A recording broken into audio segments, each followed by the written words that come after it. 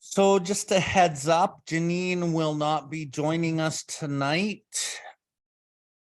And we're going to be starting on step 9 tonight on page 76. Okay, I'll start us off. I'm going to pray in my language that I'm still learning. Teheu, victimagano. Tikisakam pisam, victimagano. Neogate waisin, victimagano. Sadnap you utin, victimagano. Okauyama, victimagano. Ai, victimagano. Creator, creation. I thank you for this beautiful day out here in Calgary. I thank you for my life and the gift of life that I used to take for granted.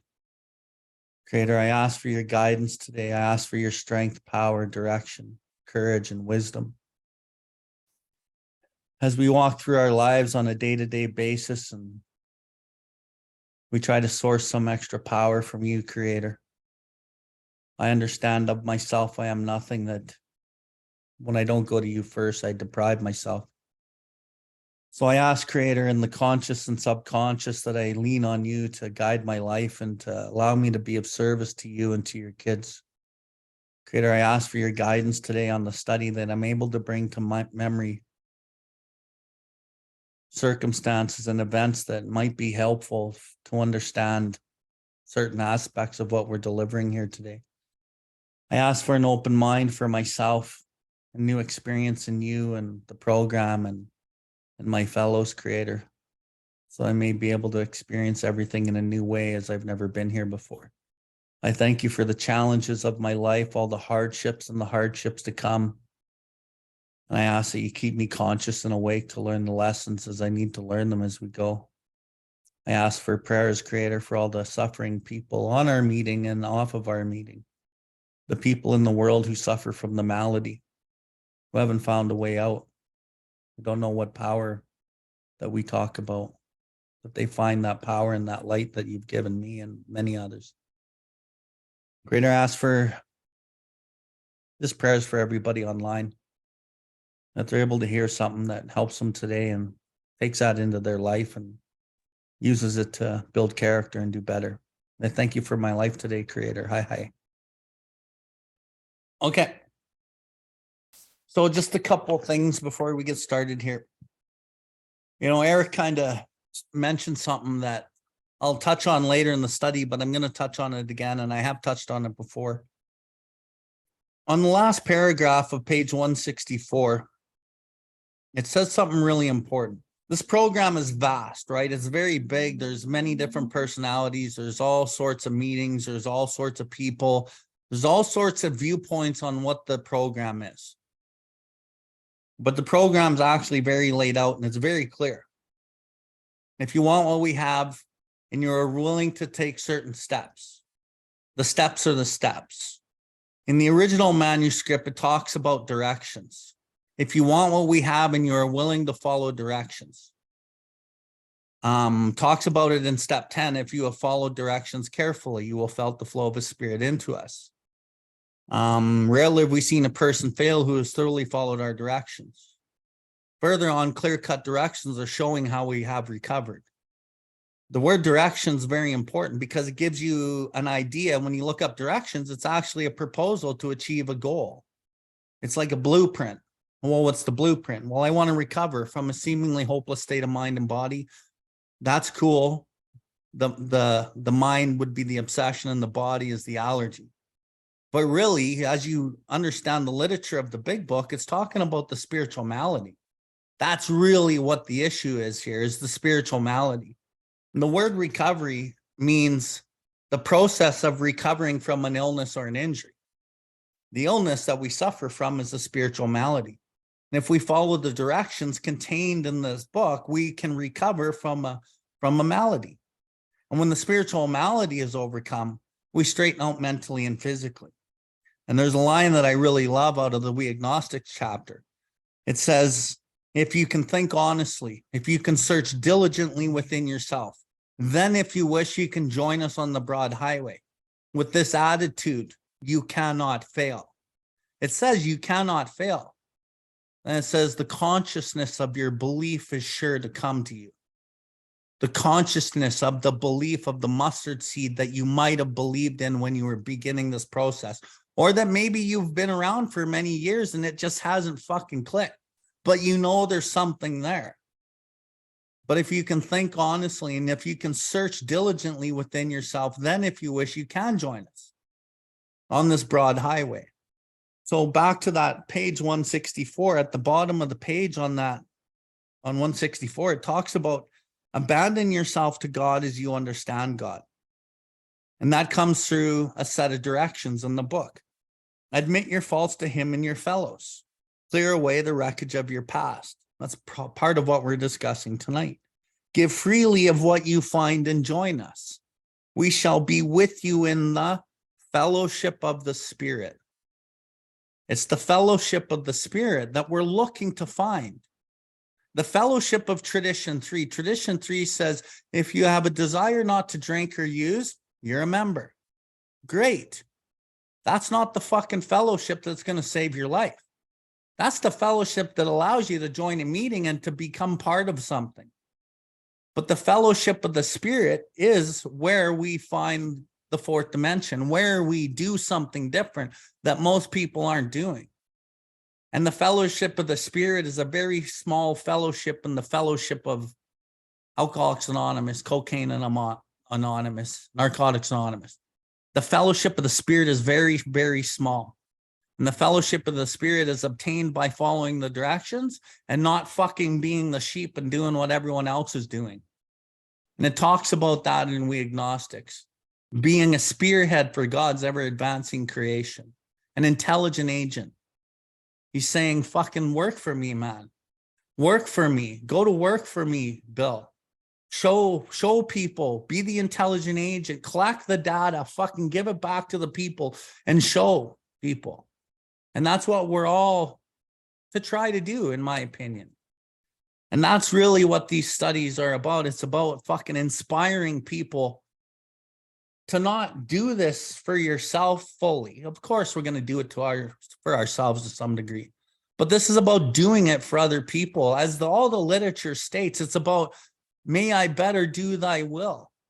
Showing people through our actions that we can carry the message in all of our affairs. And being a light for somebody. And they're like, how the fuck are you like that?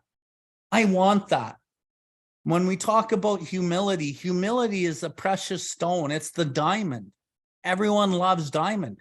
Well, when you fucking obtain real humility, people fucking want that shit. But when you think of a diamond and what it takes to make a diamond, you got to go into the mountains of fucking Africa and you got to build fucking roads and you got to blow some shit up. And then you find these pieces of rock and then you fucking excavate them and think of all the material, all the dirt that they have to excavate to find these things. That's kind of what we're doing within ourselves. We're blowing shit up and we're excavating through all the things that aren't self, all the things that aren't serving us, all of our old ideas and belief systems and whatever it might be. And then we start chiseling this through step 6 work. We chisel this diamond so we can get to the step 7 type of humility. So we're running with this genuine humility and we're this light that shines. And you see those people in the program, they fucking shine. And they're fucking living on a different basis of life. Their roots have grasped new soil. And we gravitate to those people because they have that thing that connects our heart that we want so bad. So if we want what they have, that fellowship of the Spirit type life and that fourth dimension living, that glow, then we got to do what they're doing. The thing about the program of Alcoholics Anonymous and all these other fellowships is there's so much theoretical bullshit in them that you're not really getting down to the fucking directions and following these with a level of dedication that's actually required. Because the temptation to take the easy road is so fucking easy. And it doesn't make sense. Why would I do what's fucking hard? Nobody else is. Well, that's the point. Because the fellowship of the Spirit is a small fellowship and very few people are doing it. But when you look around and you see the people that are doing it, that's what you fucking want. And then once you get a taste of that God dope, I call it the God dope, then nothing else will do. Nothing else compares. Because all of my using and all of the things that I sought out, the women and the gambling and the sex and the feelings that I got, when I really look at it, it was a longing for God. It was the longing to find that. And all of those things, they had a bit of a spiritual component. But the thing about those spiritual components that I used to get from those activities, right? Maybe even relationships and the love that I felt in it. But because it's based in the ego, it's fleeting and it's lost, and you always grab for fucking more. And it's like the sand in your hand that you squeeze. And if you squeeze it too hard because you're afraid to lose it or you can't get it, it's fucking gone anyway. So then you grab for more. With God, you don't have to do that, because that's what we've all been looking for. And the thing about it is it's right inside of us. So we don't really have to look too far. We just have to think honestly and search diligently within ourselves. And then we find out who we are, and we can be self-supporting through our own contributions, declining outside contributions. And why I start with that little spiel is because we get into step 9. Step 9 is a step where people will start when they come into the program, but it's one of those things that filters away, and people don't really do all their amends. So they end up not getting the benefits, the full benefits of the program, and they might even get to step 12, but they haven't been willing to make amends to them all. And they kind of just put it on the back burner and they don't do it. But the thing that happens is you're only depriving yourself of more of that God dope, because there's so much humility. And when I say humility, I mean groveling despair, humiliation, and humbling through pain by going through those circumstances. But as we go through that, there's a light in there that we can't really see. And the mind always wants to try to figure shit out, but the mind is not what fucking runs us. And the mind does not understand God. God is a journey, and the feeling of God is not understood by the ego. It's kind of like love, real love. You can't define that shit. And it's kind of the same with God. So when we get into these amends, it's really important to follow through with the amends. It's really important also, as we kind of talk about amends, to, if you have a sponsor, don't do amends by yourself. Never do amends by yourself. The amends process is always dictated by the guidance of a sponsor, at least minimum God-centered 12-step pillars, who are experienced with this to some degree. And you listen to your sponsor. You might hear things that I'm going to say tonight that maybe contradict what your sponsor is going to do. I always say, listen to your sponsor.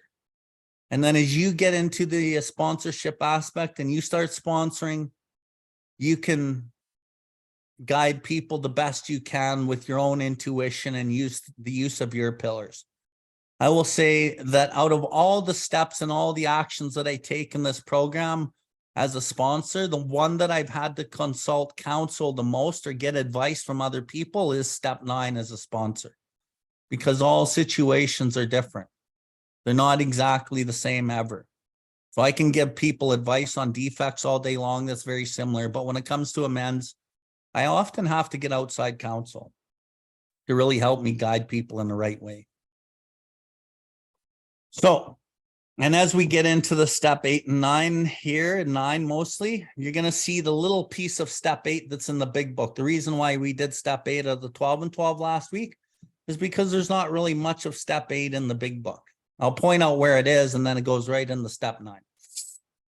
So I'm going to get reading here on the middle of step page 76. Hold on. There's another thing I want to say. When you're properly humbled through the first 8 steps, I'm going to say mostly in a step 5. Okay. When you're properly humbled and you really fucking want to change because you've been presented with what your behaviors and actions are doing and how they are harming people, that might have come through your 5 or it might have come through the 8. When you're properly humbled, then step 9 will actually do what it's supposed to do. A lot of times people won't get the humility, the groveling despair, and the pain that they needed through the earlier steps. So they get here in step 9, they just do it out of their own guilt and their own willingness to want to feel better for themselves. And they're not truly fucking sorry. So the step 9 amends only holds enough weight and water typically to get person sober for a year or two. And then they'll fucking fall off. But really, it's not steps 8 and 9's fault. It's not proper humility in the earlier steps. And that's why I'm highlighting the directions again. Because through the directions, I can typically get humbled properly. And then these steps 8 and 9 really, really mean something. Okay, so now I'll start. So now we need more action, without which we find faith without works is dead. Let's look at steps 8 and 9. We have a list of all persons we have harmed and whom we are willing to make amends. We made it when we took inventory. We subjected ourselves to a drastic self-appraisal. Now we go out to our fellows and repair the damage done in the past. We attempt to sweep away the debris which has accumulated out of our effort to live on self-will and run the show ourselves. If we haven't the will to do this, we ask until it comes. Remember that it was agreed at the beginning that we would go to any lengths for victory over alcohol. So in that paragraph, we have a list of all persons we have harmed and whom we are willing to make amends to it all. We made it when we took inventory. Okay, when we took step 4 inventory, we did make a list, but there's also another list that comes after that, which we talked about last week. There's 2 lists, one that comes out of your step 4, and then one that comes as we redouble our efforts to see who we have harmed and in what ways. And when we talked about harms last week, we talked about 4 kinds of harms: emotional, mental, spiritual, and physical harms. And who did we hurt? So those new names go on to the same list as your step 4 harms. And then they're all on the list together. Okay. Now we go out to our fellows and we repair the damage done in the past. We attempt to sweep away the debris which has accumulated out of our effort to live on self-will and run the show ourselves. So now we're clearing away that debris by making these amends based on our past and us running our own lives. So now that we're on a different basis, we probably won't really chalk up too many more amends if we're following our directions, if we're following the program. But we can sweep away the debris of the past and move forward. And once we get to step 10, we can constantly sweep away the debris and fucking not let it accumulate by our efforts to live on self-will anymore, because step 10 really promotes and highlights I live in God's will. I identify my will, I throw that to the side, and I do something different. So step 10 is like perfectly placed, and the directions of step 10 are actually really critical for long-term sobriety and 4th dimension living. Okay. Remember, it was agreed at the beginning we would go to any lengths for victory over alcohol. Probably there are still some misgivings. As we look at our list of business acquaintances as friends we have hurt, we may feel diffident about going to some of them on a spiritual basis. Let's be reassured that to some people we need not and probably should not emphasize the spiritual feature on our first approach. We might prejudice them the moment we are trying to put our lives in order, but this is not an end in itself. Our real purpose is to fit ourselves to be of maximum service to God and the people about us. Underline that if you got a pen. It is seldom wise to approach an individual who smarts from our injustice to him and to announce that we have gone religious. In the prize ring, this would be called leading with the chin. Why lay ourselves open to being branded fanatics or religious bores? We may kill a future opportunity to carry a beneficial message, but our man is sure to be impressed with our sincere desire to set right the wrong. He is going to be more interested in a demonstration of goodwill than our talk of spiritual discoveries. A lot of us, when we first come into the program and we get to this point, that's why the book talks about, remember, it was agreed to at the beginning we would go to any lengths for victory over alcohol. Because by this time in your step work, you're starting to feel a lot better. You're starting to kind of maybe feel like you know what's best. You're trying to make decisions for yourself. And it's just reminding us that, remember, this isn't over yet. And it's important because you got 2 relapse steps in this program. You relapse typically in the step 4 because people fuck around in step 4 for so long. And if you understand the illness, at a certain point, you don't have an effective mental defense against the first drink, you'll drink again. And the other thing about step 4 is you're starting to, if you are doing some of it, you start stirring up the emotions and deep-rooted guilt and shame. That is part of the humility I was talking about. But if it's not managed properly through the subsequent steps, it just gets all stirred up and it starts fucking us up. So then we relapse on the 4 in those 2 ways mostly. And because we haven't discussed it with another person in God, it just goes nowhere and we drink over that shit. And then the other thing is if we do a good 5, we can get a semi-spiritual awakening out of the 5. And we can think we're really good because there's so much relief that comes out of discussing these harms and these defects with another person and with God. It just lightens us so much and we feel a lot better. So we think we mistake it for the spiritual awakening. So then we'll do a quick 6 and 7 because whoever's sponsoring us don't really understand the steps, or we do it in treatment or whatever. And then we get to step 8. The list is no problem. And then I sit on the 8. And if I sit on the 8, I'm going to drink. So it's just reminding me that I'm willing to go to any length because by now I'm feeling better. And I think that I'm never going to drink. Put me on a lie detector test and I'll prove to you. And I bet you would pass. The thing is this disease is more powerful than what you fucking think. So it's important to be reminded. And another thing about the spiritual component, like don't lead with the chin. Don't lead with the spiritual components. We go into these amends in a general way. A lot of people will have had God work so much in their life at this point that they want to like talk about God in these amends and say, this is what I'm doing. I'm in AA and me and God are tight and I need to make amends to you. That's a mistake. We just go into the amends and we use tact and common sense. And we consult with our sponsor because our subconscious might want relief so bad, or our subconscious needs to use these people to gain something in our recovery. Maybe it's a parent who's always given us money, or they supply our rent or pay our insurance, or, you know, maybe it's our wife or whatever. So we're looking for some type of benefit out of it. So we'll go and make the amend too quick. So we always consult with our sponsor and he helps keep us grounded, because a lot of times our intentions are good, but our motives are selfish. And if we run our lives on self-will, it will backfire on us. So that's important. But our man is sure to be more impressed with a sincere desire to set right the wrong. That's why we go into it in a general way. He's going to be more interested in a demonstration of goodwill than our talk of spiritual discoveries. I remember before I was ever in the program, and people would talk about God or Jesus Christ or Buddha or whoever I would run into on the street, I fucking wanted nothing to do with them. And I'm sure there's a lot of people like that, or they hear that and that just kind of turns them off. So why waste, like it says here, a future opportunity? You might burn a future opportunity to make right this wrong if you fucking beak off too much about God. Next paragraph. But we don't use this as an excuse for shying away from the subject of God when it will serve any good purpose. And that is usually dictated and kind of talked about with the sponsor. Okay.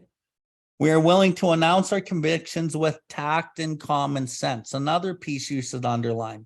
Everything about this step is to be tact and common sense.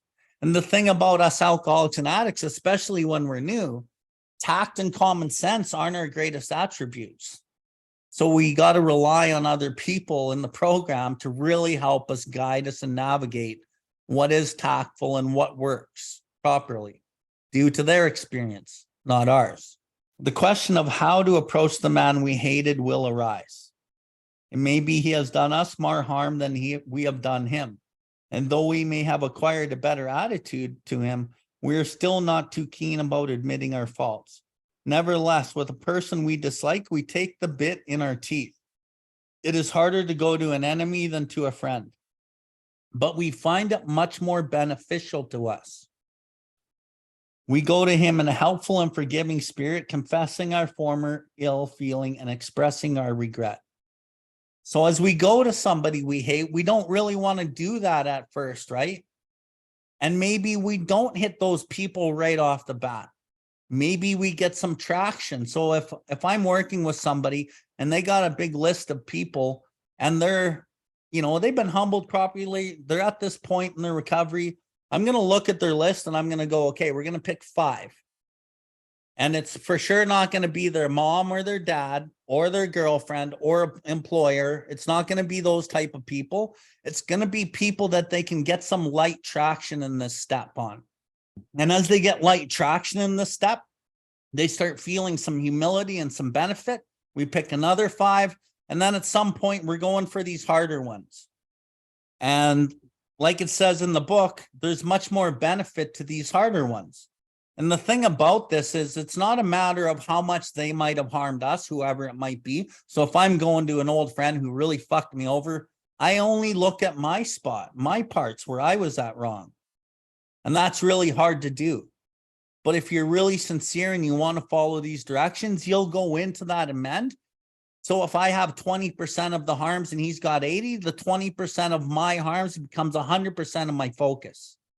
And I go in and I approach him in a way that's tactful and it's commonsensical. And it's on my dime, not his. So I always try to cater to them to some degree. Okay.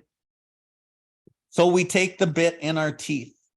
And another thing I like to talk about here, in the rooms, you're going to hear this theory that you're going to hear all sorts of nonsense in the rooms about this step. The book's really clear on what we do, okay? And the book just said right here, we take the bit in our teeth and we go at it. A lot of people you hear in the rooms will say, you know, I just wait. And if it's meant to be, it'll be. And I don't fucking rush anything. I don't make anything happen that God's not making happen on his own. Well, a lot of that's bullshit, okay? That is a rationalizing idea because I can rationalize and justify the most errant nonsense to suit my actions in my recovery and my inaction in my recovery. And if I've heard that message and I like it, I'm taking it. And the comment that you hear, you know, take what you like and leave the rest, that's kind of bullshit too. Because a lot of what you like isn't conducive with the directions in good long-term recovery. So it's like, again, it boils down to finding out the higher water level people in recovery, listening to them and finding out what's in the book. The thing about me and my sponsorship and my message in the book is I'm very convicted and I don't mince my words. And I don't have a lot of people combat me in the rooms, even though I'm very loud and convicted, because I always bring it back to the book, and you can't argue the book when you're in the program. So that's always worked to my advantage. And I can always back up what I say in the book, and that always works to my advantage. Anyway, let's see what Eric's got to say. Go ahead, buddy. So how do we balance that, like going out and doing it to like not pushing our will into those situations? Like, you know, for me, you know, like a girlfriend where, you know, maybe I know for me, myself, if I go out there, I'm going to act as self-will until that situation comes to me. So how do I balance these two ideas? Well, you work with your sponsor and your sponsor is going to be good. And I know who's helping you right now. So you're in really good hands.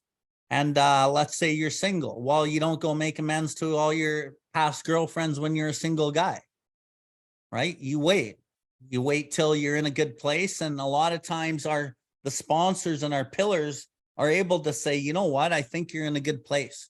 Even though you may not be in a relationship, you've been open-minded and you've been willing to listen and you followed all the other directions. Or maybe you do have a new girlfriend or boyfriend or whatever it is. And that's been like a certain amount of time, 6 months, 8 months. And now you can go make those amends to those ex-partners without the subconscious temptation to grab in self-seeking ways. So again, it's a guidance process of your God-centered 12-step sponsor, and he'll help you out.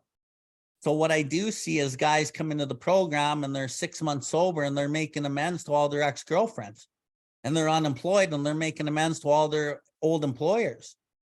And underneath the surface, they try to re-engage in these relationships, or they try to get a job from these people. So again, the manifestation of self is still there and they're still working with it. even though their intentions are good, their motives aren't in check. So the sponsor can really help check our motives, and he can help you see what motivations you're going into it with. Like if I was working with you and you weren't dating anyone and you've had amount of time in and you're doing all the other things, we'd talk about a lot of questions and I'd go, okay, bro, I think you're good. And here's how this is going to go. Fucking, send them a Facebook message, blah, blah, blah. Let me know if they respond. So you're kind of working right with me and I'm working right with you through the whole process. You're like, yeah, she agreed to meet me on Saturday for coffee. I'm like, okay, great. Sounds good. We kind of go over it and then boom, here you go. And you're going to go do it. And then we discuss it and we talk about your motives. How did it go? What was said? Tell me exactly what was said. Don't fucking beat around the bush and give me some partial honesty. I need to know the full honesty. And then you tell me how it went. And I'm like, okay, that went really well. Fucking next. Get what I'm saying? Yeah, that makes sense. Okay. Bottom of 77. Under no condition do we criticize such a person or argue. Simply, we tell him that we will never get over drinking until we have done our utmost to straighten out the past. Okay, so maybe we do go into an amend and we do talk about our drinking. Maybe this person even knows of the process. But through the tact and common sense and through discussions with your sponsor, you'll be able to kind of navigate, do I even let them know? Because I'm not even, usually when I work with guys, I don't even tell them to use their drinking at all in the amend. Because then that's just a crutch and it's just the scapegoat. You got to take responsibility for your behavior, period. So you go into the amends without fucking talking about that.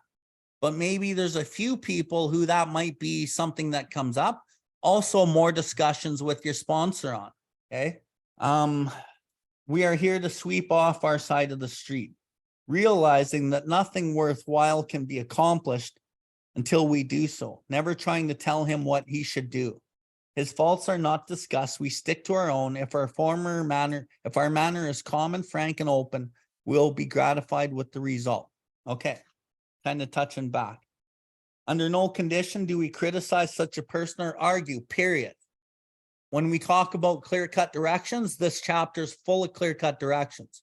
And it says under no condition do you criticize another person or argue, period. And then it tells you what to do. Next page. His faults are not discussed, period. Notice how Bill W. writes, okay? He wrote a little 5-word sentence. His faults are not discussed, period. It's kind of like back in the step 4 when we talk about the resentment prayer.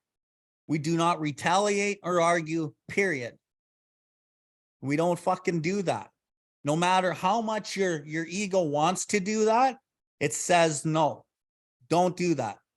Even though you might think that it's right, that's why we have directions, because what you think is right and running on your own self-will and what you think is right gets you fucking drunk. So we follow these directions.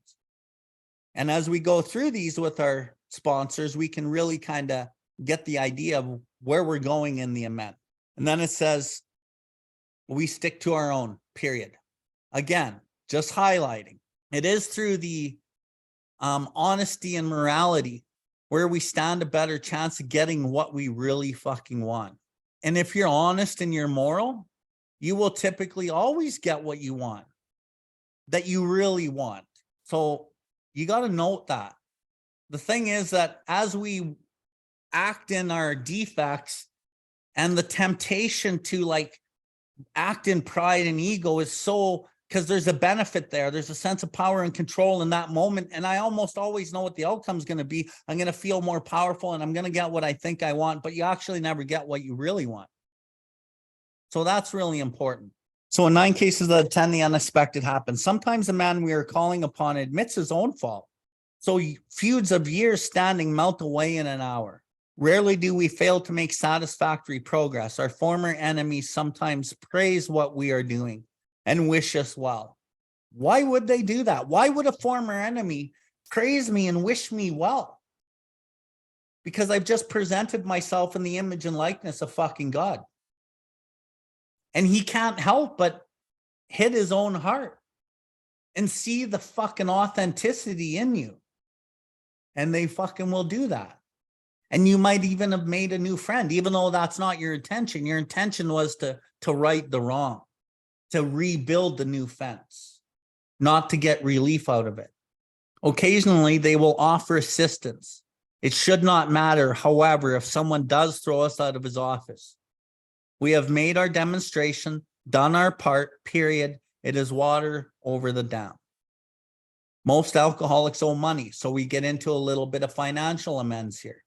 So when we talk about amends in this program, financial amends are amends that people typically do not want to do. When I work with people, I've worked with people that have had $100, $200, $300,000 worth of amends to do. And these amends have to be looked at. And through, like, for me, as I work with these people, I might not always say, okay, you got to go and make the amends of the 100 grand right back to the organization you stole it from. That's not really what I intend to do every time, although that might be the course. I had a gentleman, for example, who had ripped off the government for $900 a month for like 10 fucking years. And when I went through his amends process, he said, you know what? He says, I did this. And he's like, I'm willing to go to any length to fucking set this right. And if I got to go to jail, I'll be willing to go to jail, Bill. And I was just like, wow, that's what we're talking about. There's some authenticity. There's some real purity of motive, and someone that's willing to go to any length to victory over alcohol, victory over the spiritual malady. But in the process of him starting the program and us getting to this point, he had reestablished a good relationship with his daughter, with his ex-wife. He had gotten a job, and when I first met him, he was in Salvation Army. And this guy was a career shelter person. He had been in over 80 shelters across Canada his whole life and just lived as a leech off other people. But by the time we got to step 9, he had done some really good things, really cool things. And he was willing to go to jail, but I didn't think it was necessary because he was starting to pay money back to his ex-wife. He was now working. He was really packing into the stream of life. And what it says back here, and I will be talking about this again, our real purpose is to fit ourselves to be of maximum service to God and the people about us. That's what he was doing. And he was helping people in the program, and he was doing a lot of things he had never done before. But I didn't just make that decision myself. I came back to Calgary because I sponsored this guy in Regina. I came back to Calgary. I went and talked to a number of pillars about this exact situation. And I already had an idea of what I thought I should do. But again, I still consulted and I got the advice from others, and their advice was the same as mine. So I went back to him and I said, okay, you don't need to go to jail, but this is what you're going to do. You're going to keep paying your ex-wife the money. You're going to keep establishing the relationship with your daughter. One day down the road, when you are doing well financially, you're going to donate money to a mental health organization that could use the money as part of your amends long term. He agreed. He's still sober today. He's got about 6 years sober. He's now works in Ontario as part of the program, and he's a big member. I don't know what he does, but he does a lot of really cool things to help people in this world. And again, when I started this talk tonight, and some of you weren't here, I talked about us becoming spearheads, about carrying this message and working for fucking God. This guy took that seriously, and his life is so beautiful today. And it can be for all of us. Most alcoholics owe money. We do not dodge our creditors. Telling them what we are trying to do, we make no bones about our drinking.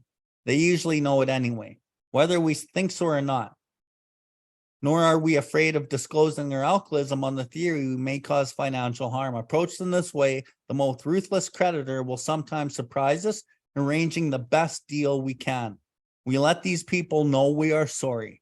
Our drinking has made us slow to pay. We must lose our fear of creditors no matter how far we have to go, where we are liable to drink if we are afraid to face them.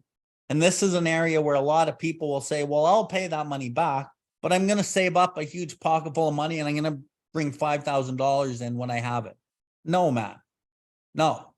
That's the ego and that's the pride. It's full on pride based decision when you're thinking like that. Where there's humility is in the call. And you're like, and when we talk about humility, like I always say, there's humiliation is in humility and so is pain. But there's a desire to seek and do God's will, which is the real part of humility that we're seeking. But you can't get there until you pass through the first two stages. So you make the call and you say, look, this is my name and this is how much I owe. And I'd like you to look it up. And I know I owe like $5,000 or $10,000. But my addiction was kind of out of control in those times. I went through a bad time. That's not the excuse. It's just a fact. And say, I want to start making payments on this amount of money that I owe. What can we do? And they'll put you on some type of a payment plan. And although your pride doesn't get the benefit of slapping down $5,000 or $10,000, your spirit gets a sense of accomplishments because you're now paying this back with humility. Because the way that we gain in humility, the gaining new perspective, is we have to do the hard work first. And so the hard work is making the call, setting up appointments for, sending the money in or whatever it is. Okay. And that's super important. But we do pay back the money. Sometimes when I work with someone on financial amends, they won't pay back all the money, but they will do something. They might go volunteer for an organization for a year or 2 or 3. And there's humility in that too. So no matter what the course of travel is for the amend, humility is the nourishing ingredient. And it can bring us some serenity. Because when you take this position, like I did in my life, God gave me the free will to run my life however I wanted to run it. And when I look at my past, I'm utterly convinced that any life run on my own self-will can hardly be a success. And I harmed a lot of fucking people. So my gift back to God with this new life is I live my life the way God wants me to live it. So we're really lucky here. We get 2 lives, right? We get 2 lives. We get our first life. And then as we become reborn, I was reborn and I fucking hated that line in step 3 when I first read it. But I felt like I was reborn because my roots grasped a new soil. And now my goal is to live my life the way God wants me to live my life. And through that, I find serenity and I find everything that I ever tried to get out of life. Now I give it to life. And through giving it to life, I actually receive it. Perhaps we have committed criminal offense, which might land us in jail if it were known to the authorities. We may be short in our accounts and unable to make good. We have already admitted this confidence to another person, but we are sure we would be imprisoned or lose our job if it were known. Maybe it's only a petty offense, such as padding the expense account. Most of us have done that sort of thing, and maybe we are divorced and we have remarried, but haven't kept up the alimony to number 1. She is indignant about it and has a warrant out for our arrest. That's a common form of trouble too. So I want to go back to the bottom of 78 for a sec. Talking about padding our expense accounts, and it's only a petty offense. So take the amends out of the picture. Now I'm kind of flipping back to defective character. As we live this program, there's lots of little things that we can kind of get away with, okay? We can say a lie to our boss and say, I'm sick for 2 fucking days, but I'm not actually sick. Or I can, I may be courting a woman and I can tell her like little white lies that make me look a little better. Or maybe I did steal a little bit of money and then in my mind, I rationalized that it was just there and I took it. Maybe I found a wallet or who knows, whatever it is. The point is there's many little circumstances in our lives where we dishonor ourselves. And even though other people may not know, you fucking know. And there's a God inside you that also fucking knows. And you can't lie to that God. So it's best that you honor doing what's right in that moment, even though you might need the $500 you found in the wallet at the store. You might need it, man. But you give it back because you got to live with yourself. Maybe in the program, you could get away with fucking that chick or that guy or whoever it is. And no one's really going to know because it's all on the down low and she wants to keep it a secret. But you fucking know. And where you build integrity and where you build character and where you find the truth of who you are is by relinquishing that and saying no in a fucking nice way. You know what, woman? You know, as tempting as this is, I cannot do that. It doesn't feel right to me. And you know what? I'm going to leave it at that. I wish you the best, but that's not going to happen for me. I'm sorry. And honestly, like I'm talking from my own experiences.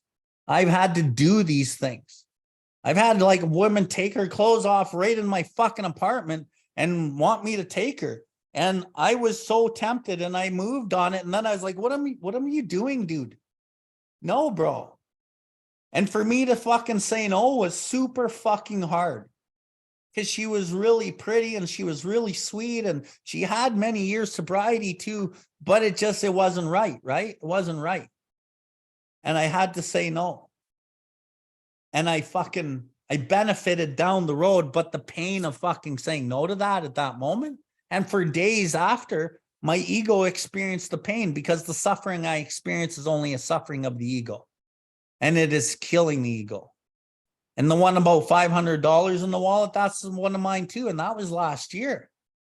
I was over at my local Circle K here and I found it wasn't a wallet, but there was like $500 just laying on the floor at the counter.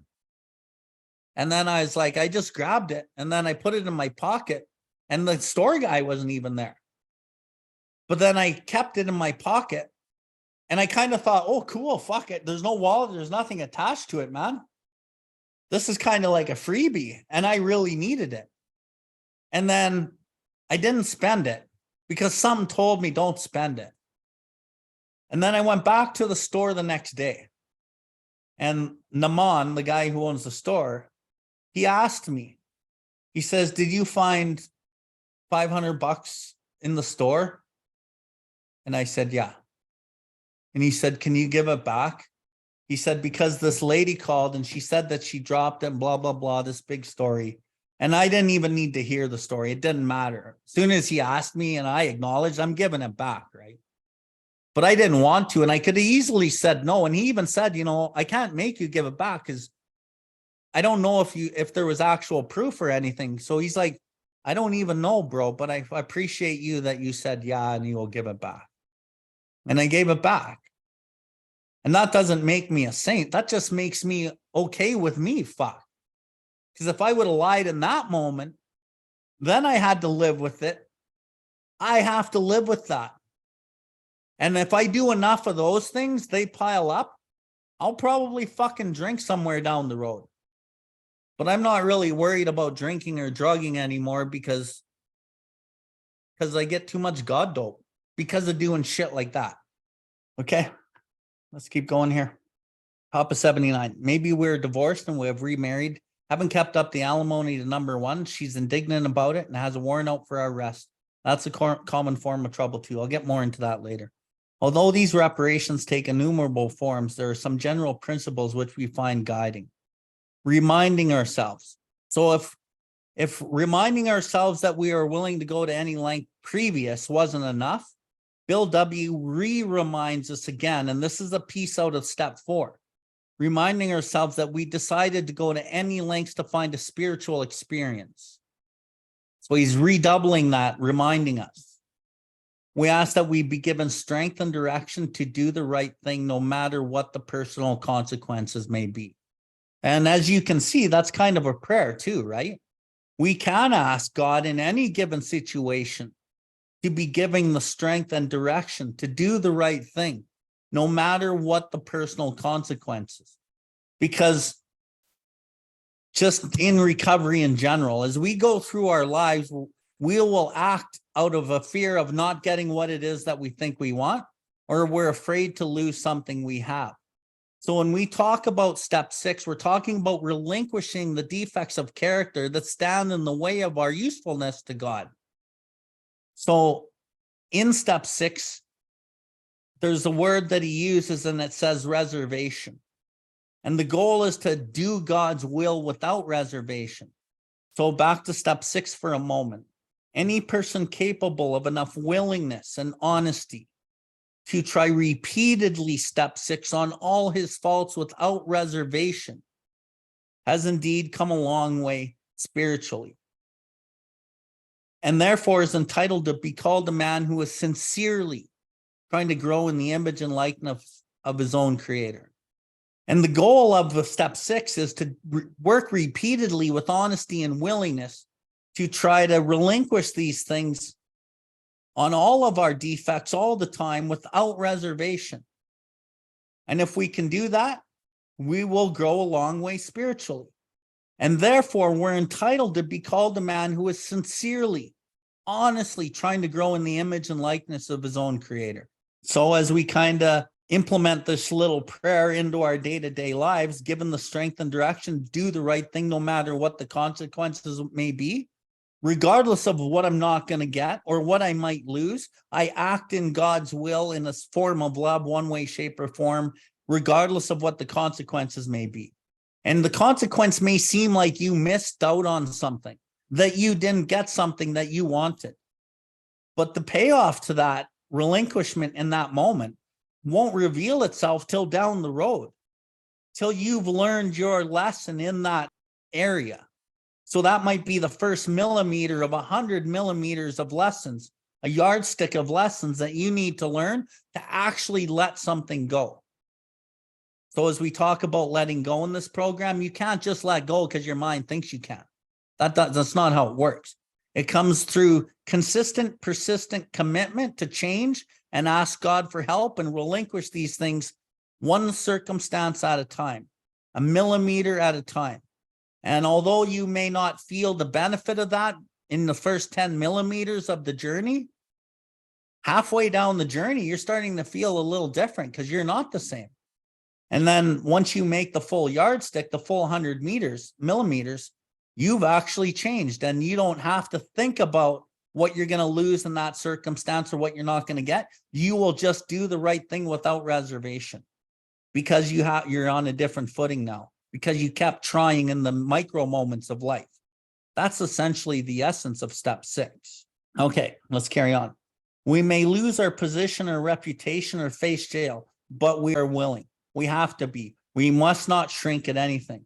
And again, to general recovery, you may lose a position of status or authority, or you might not get that money, or you might whatever, but you don't shrink at doing the right thing.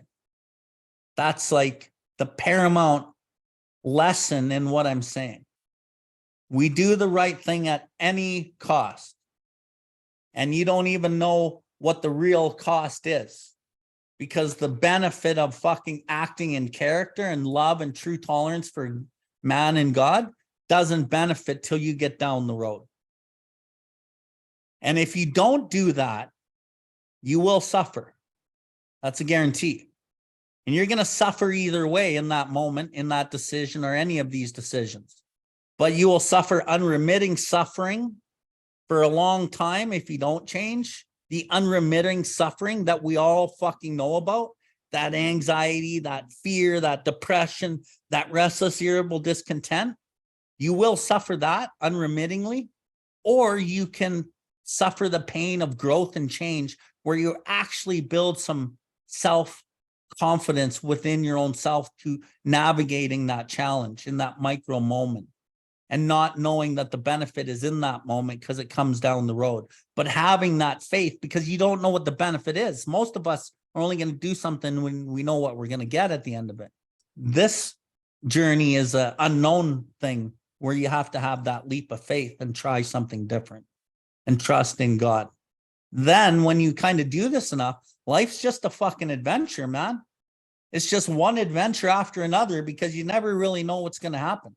But as you keep doing this, you usually know that something good's going to happen out of you doing what seems like the wrong thing, because the ego thinks it's wrong. But you've already learned through doing it enough that, nope, I'm doing this. And then your faith really builds. Usually, however, other people are involved. Therefore, we are not to be hasty and foolish martyr who would needlessly sacrifice others to save himself from the alcoholic pit. A man we know had remarried. Because of his resentment and drinking, he had not paid alimony to his first wife. She was furious.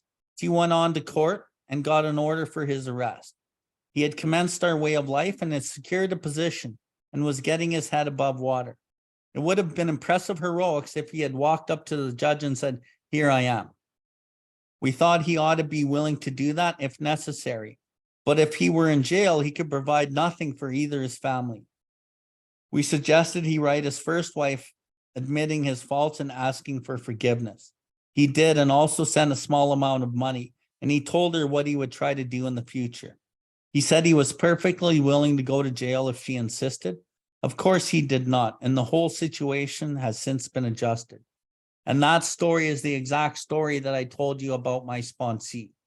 He was doing so well and packing into the stream of life and helping other alcoholics, paying his alimony, doing all the things, that it didn't make sense that we sent him to jail, because he couldn't be of maximum service to God and his fellows there. He was doing it out here now.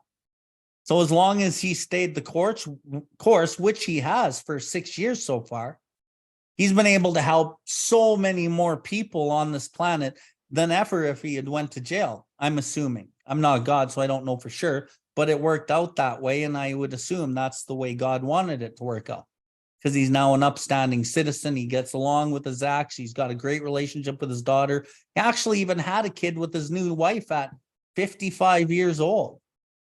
Like, wild shit, man. And this guy was a career homeless shelter guy.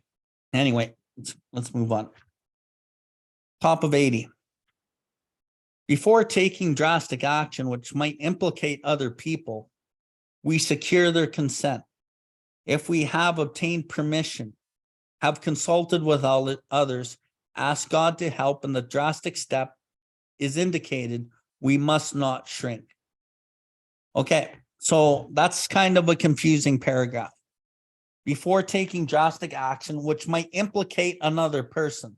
So if I'm going to go make amends to somebody, but it might implicate somebody else, okay? We secure the third party or the fourth party's consent before we go make the amend to the person. If we have obtained permission from the third and fourth party, have consulted with others, a sponsor, God-centered 12-step pillar that knows what we're doing, ask God to help, and the drastic step as indicated, we must not shrink. We go do it. But we do not, sacrifice other people at the expense of our own relief. Although we may really want to do this amend, we might not do it.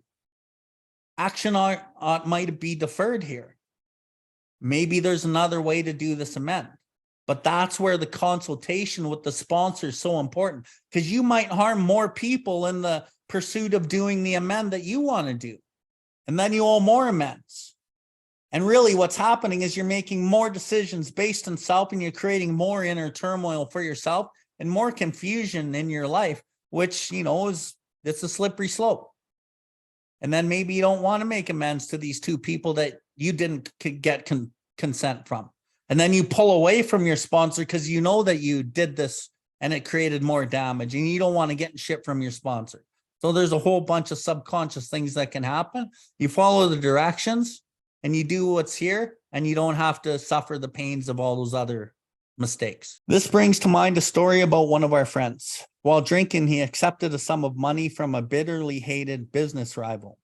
Giving him no receipt for it, he subsequently denied receiving the money and used the incident as a basis for discrediting the man. He thus used his own wrongdoing as a means of destroying the reputation of another. In fact, his rival was ruined. He felt that he had done wrong he could never possibly make right. If he'd opened the old affair, he was afraid that he would destroy his reputation of his partner, disgrace his family, and take away his means of livelihood. What right had he to involve those dependent upon him? How could he possibly make a public statement exonerating his rival? After consulting with his wife and a partner, he came to the conclusion that it was better to take those risks than to stand before his creator guilty of such ruinous slander. He saw that he had no place. He had to place the outcome in the hands of God, or he would soon start drinking again. And it would all be lost anyhow. He attended church for the first time in many years. After the sermon, he quietly got up and made an explanation.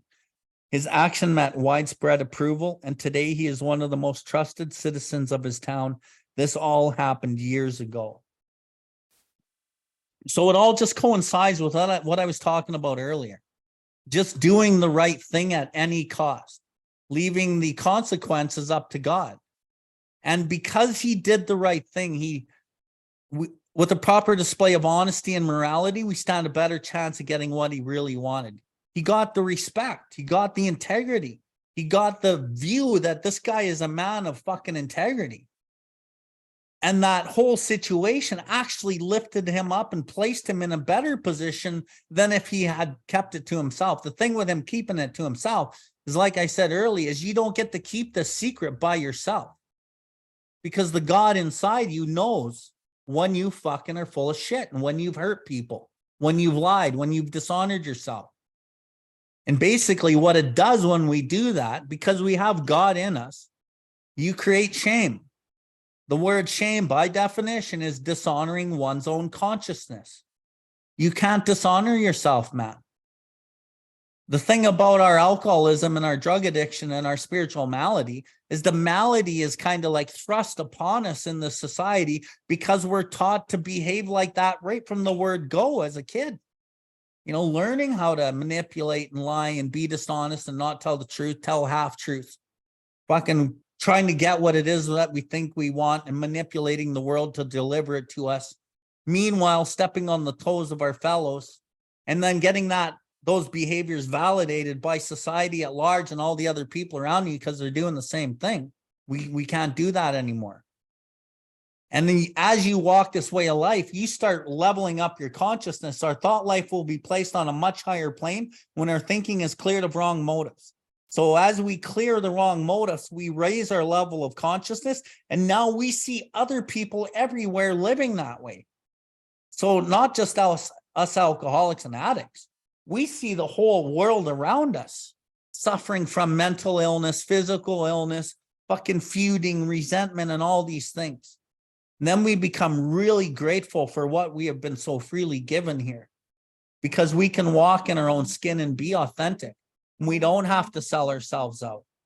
And this guy did that. And that's just like a micro example of how this can really play out in our lives.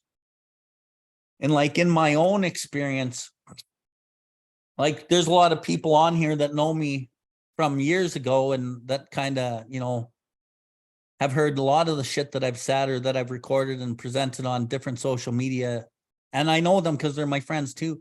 And they know some of the pain that I have gone through and my ability to talk about these things.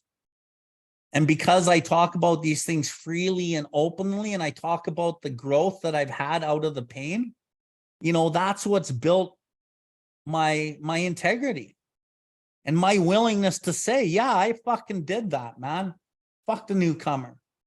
I fucking did this. I did that.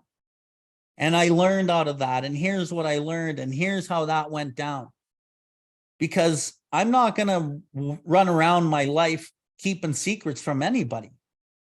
There's no secrets that I have from anybody. But in the first couple of years, I tried to keep them. But I found that it was actually destroying me again. So I had to hit another level of recovery and kind of amp it up more and bring more God in and trust more God and be more vulnerable. Because that first year or two, we're not really divulging everything. As we stay sober in recovery, that shit's going to come up and then you deliver it and you verbally voice it. And the more times I've done speaker meetings, different things have come up because I've grown as a person, and things that were still hidden that I hadn't seen, it comes up and I can share them in speaker meetings and go, whoa, where'd that come from? Because God knows where I'm broken and he knows when the right time is that these things need to come out. And then they come out. And then it's kind of like I did a step 5 at a speaker meeting, or a micro step 5 in a meeting when I talk about certain things. So the more we talk about the things in ourselves that block us or that we think we shouldn't talk about, that we heal. And so I feel bad for people that sit in meetings and they don't share their honest truth, their honest vulnerability. And I'm not saying we need to lay it all out there in a meeting, but at least we do it with our pillars and certain people, our God-centered, flat tire 5. Okay, bottom of 80. The chances are that we have domestic troubles. Perhaps we are mixed up with women in a fashion we wouldn't care to have advertised. We doubt if, in this respect, alcoholics are fundamentally much worse than other people. But drinking does complicate sex relations in the home. After a few years with an alcoholic, the wife gets worn out, resentful and uncommunicative. How could she be anything else? The husband begins to feel lonely, sorry for himself. He commences to look around in the nightclubs or their equivalent for something besides liquor. Perhaps he is having a secret and exciting affair with the girl who understands. In fairness, we must say that she may understand. But what are we going to do about a thing like that?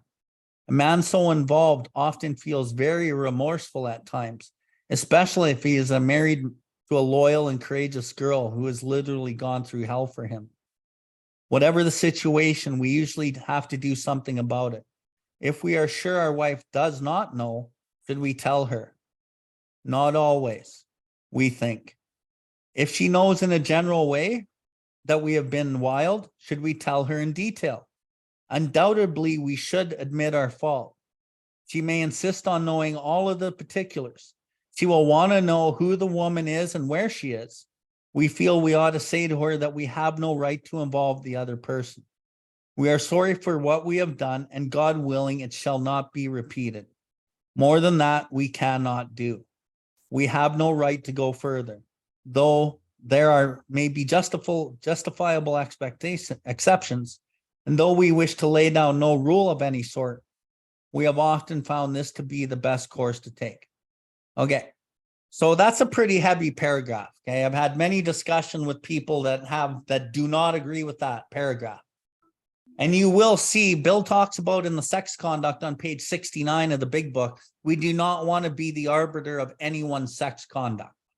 So he has very little to say on the sex conduct aspect, especially in the amends right here. But what I will say is, if we are sure our wife does not know, should we tell her? Not always. I agree with that. Because the person, let's say it's a guy that I'm working with and he's a very sick man. We got to remember, we're very sick fucking people. Yeah, we have a substance abuse problem, but we actually have an inner child problem. We have inner issues that are really driving this whole fucking ship of addiction and alcoholism. And a lot of times these guys are truly, sincerely sorry for cheating on their wife or what they have done. And maybe they don't know. And so the course that I take with this guy, I'm like, you will live of maximum service to your wife and your family. And maybe at some point this conversation comes up and you may have to tell her. The thing about finding your own truth and finding God within yourself, you can't lie to yourself down the road. So he may have to fucking tell her for his own fucking sanity. And he will have to leave the consequences up to God in that moment.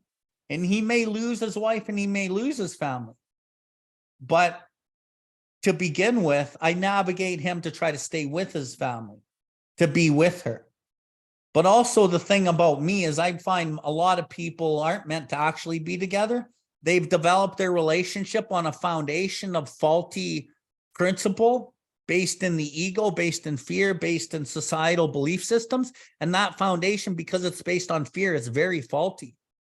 So as the person I'm working with kind of finds their true self, they may not be with that partner. And that's happened many, many times that I've seen, where maybe the wife wants the husband to come into recovery and that husband fucking levels his ass up and he actually has nothing in common with his wife. And that's, kind of the way it is. And she's not changing. And he's changed and he's found out who he is. And sometimes these relationships don't last. and other times they do. So what I have written here at the bottom of my paragraph is discussions with sponsor. These are all to be discussions with your sponsor, no matter what it is, especially in the sex relation area. Maybe, maybe women will cheat on their husbands with other men.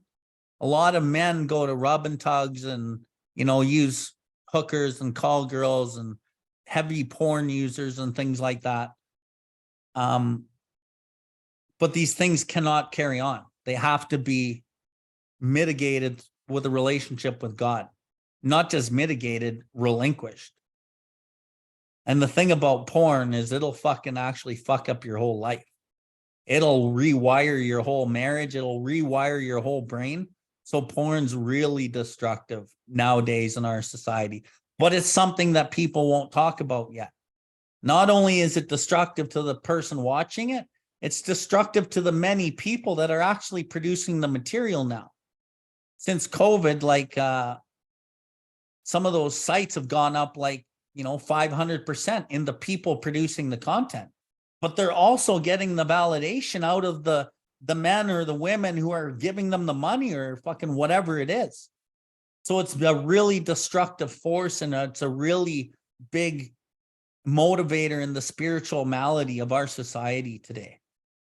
But then that off, discussions with your sponsor is how we deal with that. Pillars. And being honest and vulnerable. The thing about sex conduct is we're not always going to want to say certain things of what we've done and how we've done it or behaved, because there's a fucking level of guilt and shame in that we don't want to fucking admit to ourselves. But it's a necessary part of the process. And how it's worked for me is in my life, I've been able to finally get to that place. And I'm going to say probably for the last 5 years, I've been doing it fairly easily. I can talk with my sponsor about pretty much anything, right? And I did talk about the hookers. I talked about the porn. I talked about all that shit. And as a sponsor, I get it. So when I work with guys, I implore them to fucking talk to me about that shit. You know, the number of guys that I've worked with that have pornography issues or masturbation issues or whatever, we talk about that shit. We try to implement strategy. And some of these things are beyond my help, so outside help is desirable sometimes. But the point is that we talk about these things because the secrets keep us sick. And once you understand that we're all the same and just different, we can talk about this stuff. And with some of my sponsees, it's just normal. Buddy calls me, fuck, I've only masturbated 5 times this month. I'm seeking out help with a porn specialist or blah, blah, blah. And I'm like, fuck, good stuff, bro. Fucking, and then we talk about it. And at first it was kind of a weird subject to talk about years ago when I first started the program. But today it's just part of being human. Fuck. It's part of being human. Everyone has a desire for sex relation, and all of us are spiritually sick in one form or another. And so it doesn't really matter. So talk about it. Bottom of 81. Our design for living is not a one-way street. It is as good for the wife as it is for the husband. If we can forget, so can she. It is better, however, that one does not needlessly name a person upon whom she can vent or he can vent jealousy. So don't mention the name is what it's saying if you do have that discussion. And if we can forget, so can she. It's not that easy. And the premise behind that statement is, back in the day when this book was written and suggested for the family as well. So it was assumed that the woman would be doing the steps as well. Nowadays, it's not really like that. So there's a total different perspective sometimes. So that sentence, in some ways, is a little outdated because just is. Anyway, perhaps there are some cases where the utmost frankness is demanded. No outsider can appraise such an intimate situation. It may be that both will decide the way of good sense and loving kindness is to let bygones be bygones. Each might pray about it, having the other one's happiness uppermost in mind. Keep it always in sight that we are dealing with that most terrible human emotion, jealousy. Ooh, it's a killer. Jealousy's a killer, man. And it's the kind of defect that you don't want to have, but you have it and you don't want to admit it because it makes you feel less than. So it's a tough one to navigate. But the best way to navigate jealousy, if you do have jealous tendencies, is you deal with it on the flank with your sponsor. Dealing with it head on with your spouse and like wanting to talk about it all the time. There's such a foundation of self within that defect that it always comes out as self. And when self is fucking manifesting itself, it's based in fear. And like I said earlier, when that fear comes out, it creates the ability for counterforce. And then she gets defensive. And it actually, even though our intentions are good to have these conversations because we need the relief or validation that they're ours, and then we don't got to worry, that's where fucking God has to come in more. Because we have to have the trust in God that no matter what fucking happens, I'm going to be fucking okay with my relationship with God. And then we deal with it with our sponsor on the flank, and on the flank, God will guide us back to our God. And there's probably more work to do to look at some more shit. And 9 times out of 10, it all boils back down to how our parents were, how we were raised. You know, if you read the first page and a half of the step 4 and the 12 and 12, you'll fucking see what I'm saying. Or if you listen on YouTube to the first and second part of step 6, we read the step 4 out of the 12 and 12. And I talked a lot about that, probably starting on the first session of the step 6. It's on YouTube. Okay. Good generalship may decide that the problem may be attacked on the flank rather than risk face-to-face combat. So I don't need to reiterate that. I just talked about that. If we have no such complication, there is plenty we should do at home. Sometimes we hear an alcoholic ought to say that the only thing he needs to do is to keep sober. Certainly he must keep sober, for there will be no home if he doesn't. But he is yet a long way from making good to the wife or parents whom years he had so shockingly treated. Passing all understanding is the patience mothers and wives have had with alcoholics. Had this not been so, many of us would have no homes today, and we would perhaps be dead. So if you are in a relationship and you've navigated some of those jealousy or cheating kind of things, and you are maybe the major culprit in the deal, you must start dedicating like time and effort to the family. And these pains and these harms and these hurt that you've inflicted on other people don't go away just because a little time has passed. These are deep-rooted consequences of breaking trust. And trust takes a long time to rebuild in these intimate relationships where sex conduct is not desirable, hadn't been desirable. So it really takes a fucking serious commitment to really help prove that you're on the right track and you really want this relationship and this family or whatever it might be. And you might have to go to more extremes. The caveat to that is we might go to such extremes that we're now making decisions based on self to overcompensate. So we got to be careful of that too. But once you start understanding self, which takes a while, you'll be able to catch that shit. You'll be able to navigate it. And because you're catching it and navigating it, you'll be going to fucking God much more often. And because you're going to God, these things will not dictate your life because you'll be able to handle it with God's help, his power. Okay. The alcoholic is like a tornado, roaring his way through the lives of others. Hearts are broken, sweet relationships are dead, affections have been uprooted. Selfish and inconsiderate habits have kept the home in turmoil. We feel a man is unthinking when he says sobriety is enough. I want you to underline that. And when you go to meetings, I want you to talk about that. Because the meetings are a primarily focus of just don't drink. And you're going to be okay. For the alcoholic addict just not drinking or drugging, you're not fucking okay. And the book is telling me we feel a man is unthinking when he says sobriety is enough. It's often not enough. Emotional sobriety is kind of where it's at, right?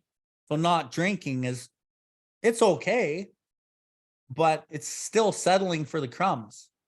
I don't want crumbs, man. I want the fucking good shit.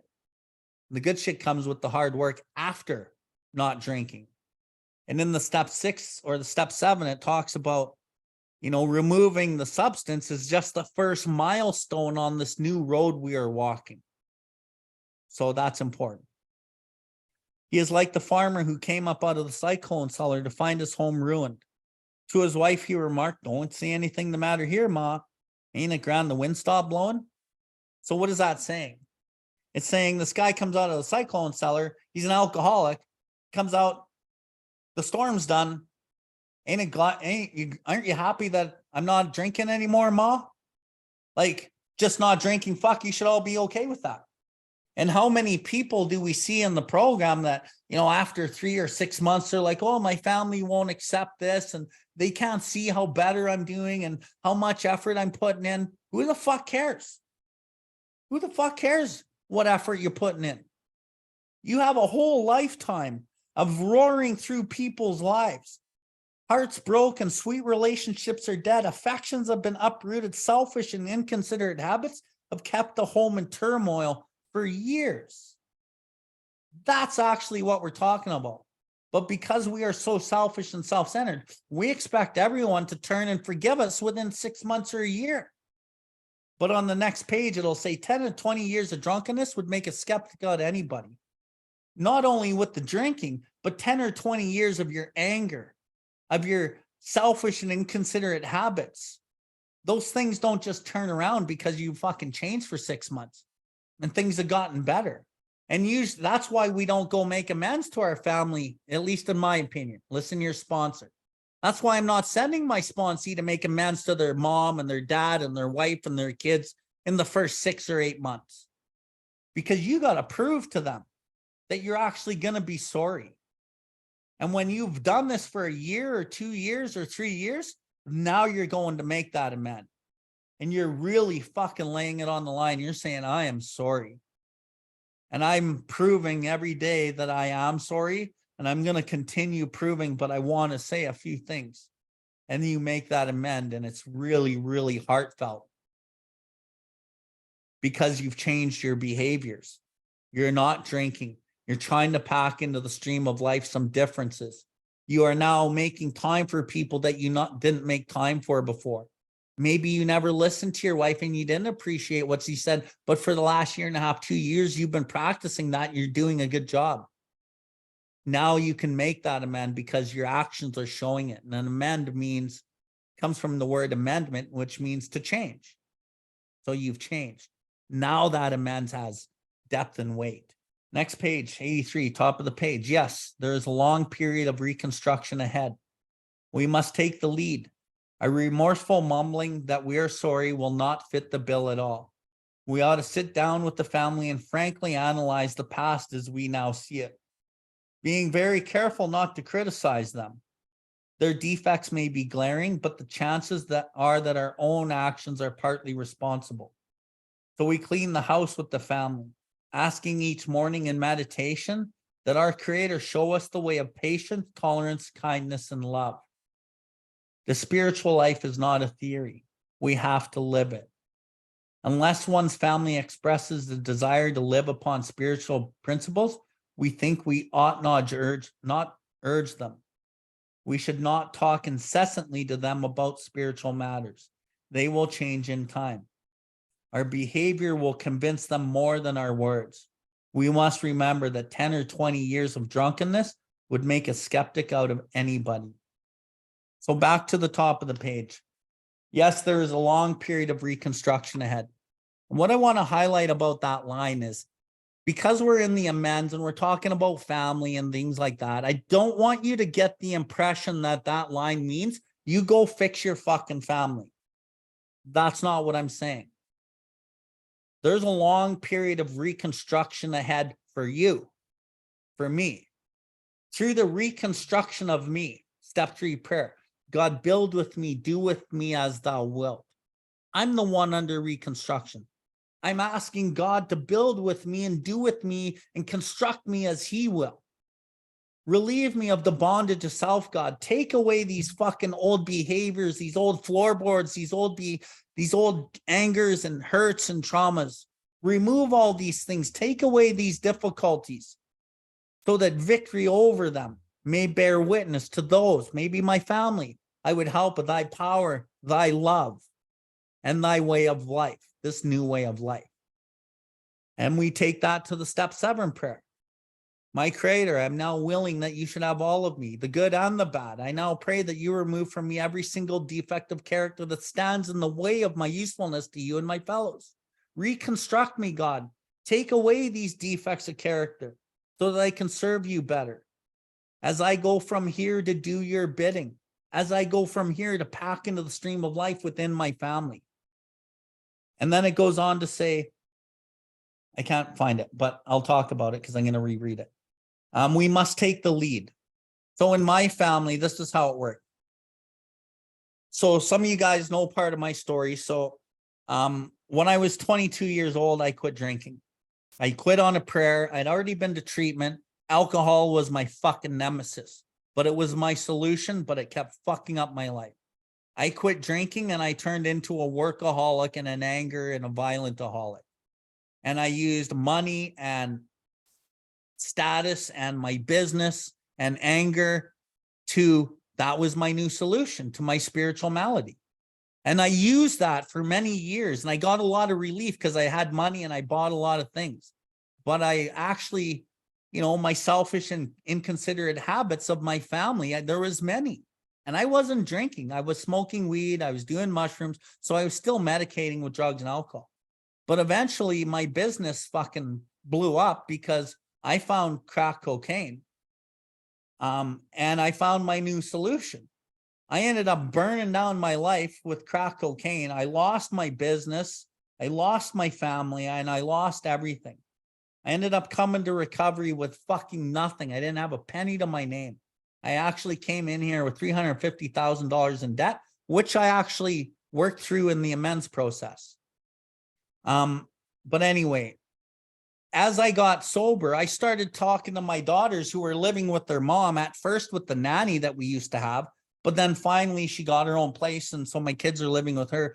And then in that first couple of years, all I'm doing is I'm talking about God and the program and how great this thing is. And my kids were like, shut the fuck up. I don't want to hear about God.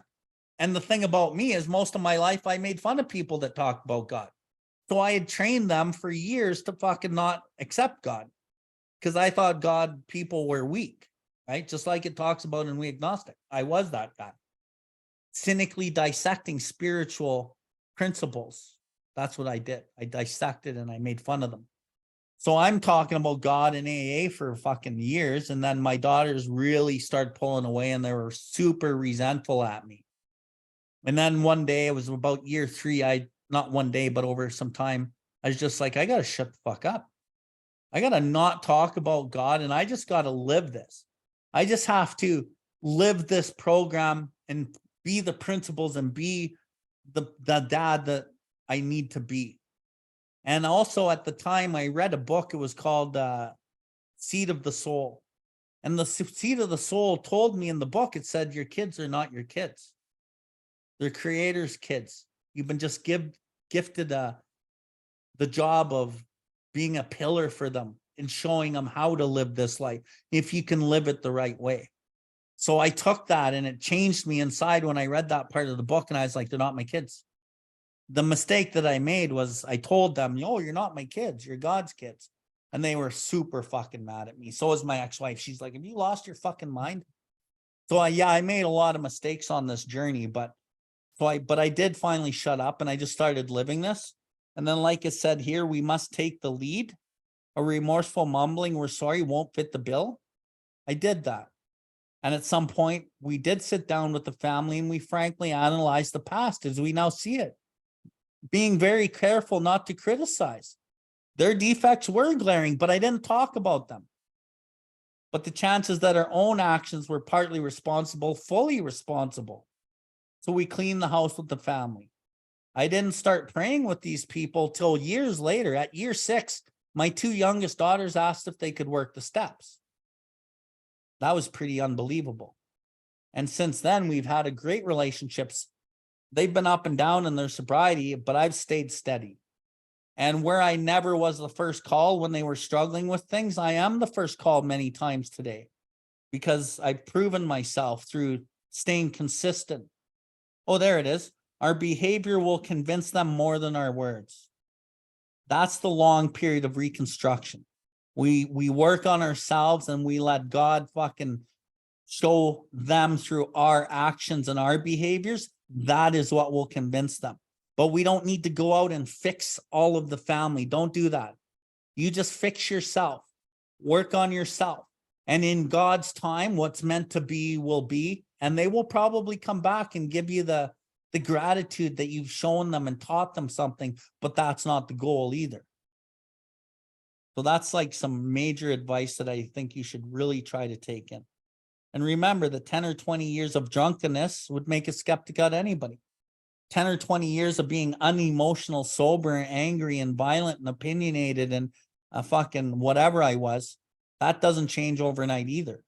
And part of that change also, I'll give you guys some insight on, as you change from the person that you were, that everyone knows who you are, into this other person, it really fucks with the people that knew you the other way.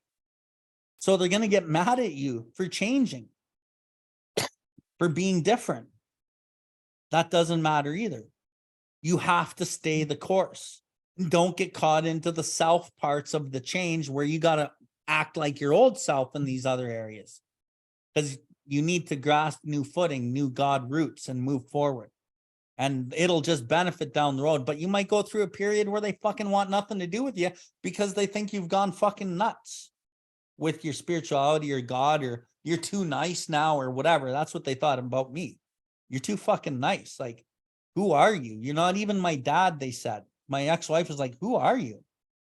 Well, they love who I am today because I did what I'm saying that you guys should consider.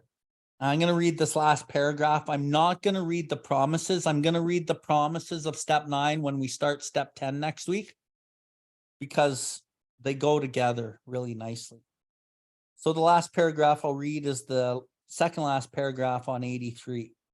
There may be some wrongs we can never fully right.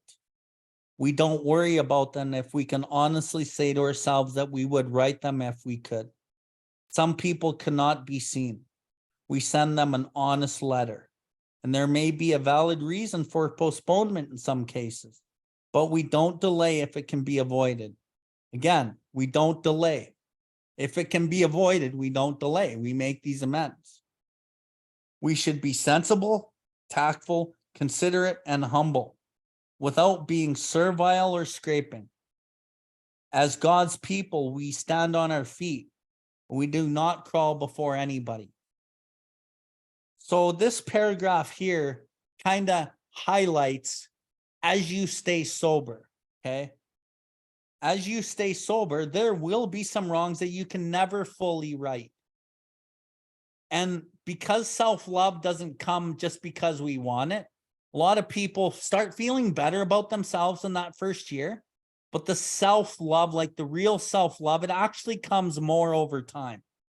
And as you start loving yourself like for real later, and I'm going to say around year 3, it changes. So that self-love that you experience in that first and second year, that's more of like self-acceptance. And then in the third year and beyond, you start really developing self-love and compassion for yourself. So this line is, we don't worry about them if we can honestly say to ourselves that we would right them if we could.